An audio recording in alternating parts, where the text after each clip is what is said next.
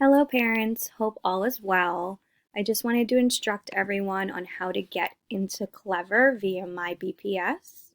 So if you don't have the Bridgeport website directly on your bookmarks or your favorites, I usually just type into Google my BPS. I click my BPS portals and I scroll down to school portals for students. This will bring us directly into all the applications that Bridgeport has for students. We specifically use Clever. Students will log in with their student number and their password. A majority of my students know this by heart. However, I will provide this for you in an email so that you have all documentation.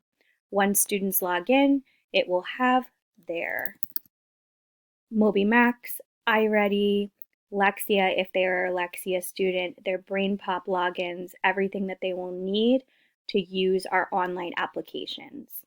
Thank you for your patience, and I hope that you guys utilize this during your time off.